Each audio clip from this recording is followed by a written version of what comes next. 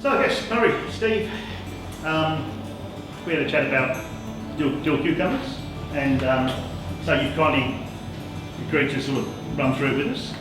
I think firstly we discussed that you're both originally families from the region and that you've been doing this for years. Yeah, that's correct. You were telling me that your mum used to put down... My grandmother. Your grandmother? My grandmother used to put down tins of dill cucumbers, the old honey tins. You'd cut the top out of the whole honey tin and fill your cucumbers up into the tins, and then she used to sell them for £1 a tin. She'd do 100 tins a year. And Murray, your family's been doing this since they came up off the flats, is that right? That's right, yeah. So you were originally down at Stonefield? Yeah, Stonefield originally, and when Mum and Dad moved up here in the 50s, she'd always done them just as a bit of a hobby. You want a grape leaf that's not furry on the back. Right. Not furry on the back. And dill, which I grow myself and all that. And it's all comes from the crown of it. Right. And that's where all the flavours in. That's the only type of dill you use. Just well, no, you can use the stem.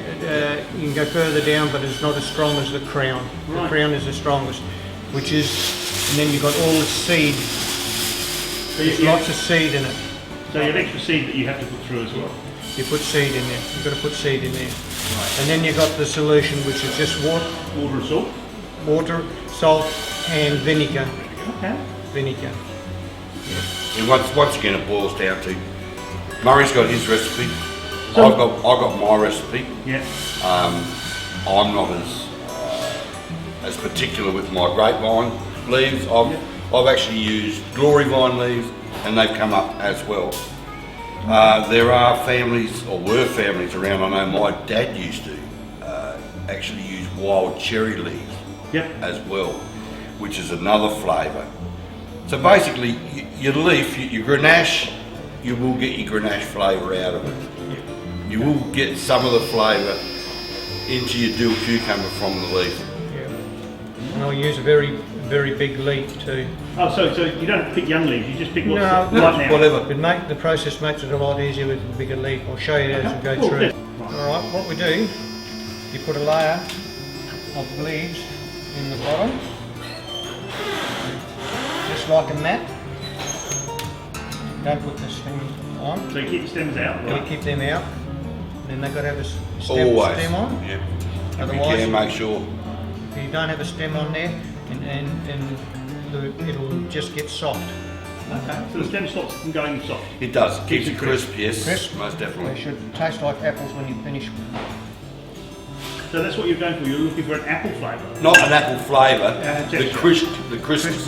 When the crispness you get in biting into an apple should be the same sort of crispness you got biting into a cucumber. You don't want soft skin or anything like that. It's got to be nice there's and a crisp. fair few leaves in there, it's not just one or two. Yeah. No, it's layer upon layer. It's, everything's layer upon Do a layer. layer, and then you do the same thing. And I mean, obviously you're doing this in a jar for us, but you do this in a bigger bucket, would you believe? I do in stone jars. Yeah, Murray does it in bigger buckets. I only use small buckets. I can generally get about 35, 40 in a bucket. But then again, I'm not as big a way as what Murray is. Do you have to do anything with the cucumbers? Do you just wash them and that's it? Wash them, keep them cold. You keep them cold. Yes, got to keep them refrigerated. Keep them the day before. Yep. Okay. So the best time is to pick them in the morning because they are full of water. If you pick them at night, the plants are all been stressed out and they take That's a great tip, thank you. Take the juice all out of the cucumber. And you said pick them the day before, so you never pick them in the morning and do them same day, or? No. See, that's how I've got a nice big leaf, so that makes the process so much easier, and I don't have to use 10, 20 leaves, I only need 2 there. Right. And at the end of the process, the leaves just get discarded, or they get put into the new package? No, you discard the whole lot. You discard everything. Everything that goes into this jar now is actually discarded.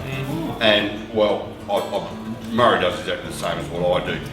We take all the cucumbers out, we put them into a new container. Yep. We add a new brine to it. Yep. Go straight in the fridge. Right.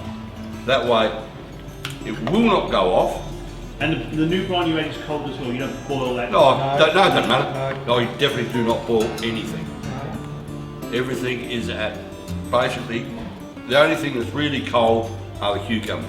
Once you re-jar them, like I do them in jars, but once you re-jar them or re-bucket them, they should last 12, 18 months. You just get that white, sometimes you get that white. Don't worry about it. That's fine. Yeah, just wipe it off. Yeah. So now in the jar, I've got the leaves on the top there, which is packed And you down. pack it as much as you can. Yep. It's packed down tight. Yep. And when fermentation comes along, it'll rise.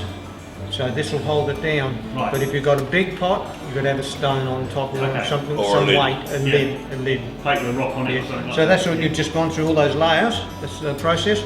Then you just pour the solution in. And is that critical, the amount of salt and water? That is? It's the taste. It's the taste. Taste. Basically, because, like I said, Murray's recipe is different to mine. Oh, so Murray's is lighter in salt or heavier? We try and keep it about the same. We are very, very close. I think maybe I might be a little bit heavier in the salt. So up to between 2.5 to 3 weeks, and that will be ready. And so you put a lid on it now? No, I just leave it. Oh, you don't? So you don't? I just leave. No, leave No it on. cloth or no, nothing to stop nothing. flies No, or? no, they won't bother. Really? No. Oh, nice. I use lids on mine, Okay. but that's personal. But I check mine every 1 or 2 days to make sure that your water level is up. Your product has got to be underwater. Right. You cannot let it go dry, otherwise they'll go soft and they'll go off on you. So that's three. And so at the 3 weeks, you know you change it, or you try one. No, Right. I don't try. You just know. I just, I always try it. I've experienced. And so That's your finished product. right. I should say that'd be about 2.5 weeks. Yep. So And that one there's got that's got beautiful, even That's colour right, through the yeah. middle. And that's what Yeah. you look That's for. is that's it? what you look for. That's what you look for. Right. Mm. And so when you put it in a fresh jar, you just put a lid on it then. Once you re-jar. Yeah. And then you Yeah. Yeah. Put a lid on. Yep. And how long do they last? A year? Half a year? Oh. 18 months, Yeah. 2 years. Really? Oh yeah. I've I've actually- had And do they go soggy once they get old or not? No. They stay crisp. No. No, I've actually I had a bucket years ago when I first started doing them that I had in the pantry and I forgot about it. 2.5 years later, this is, still had the dill, everything in it, and they was as crisp as. You know, I'm tempted to go home now and pick some cucumbers and do this at home. So I've got grapevine leaves, I've got dill in the That's garden. right. Yeah. Have you ever used fresh dill, or is this not? No, you can use. No. You can use fresh can? dill. Yes, yes, you can use. I know some people do, but I don't. Always dry. And do other people that you know put other flavourings in?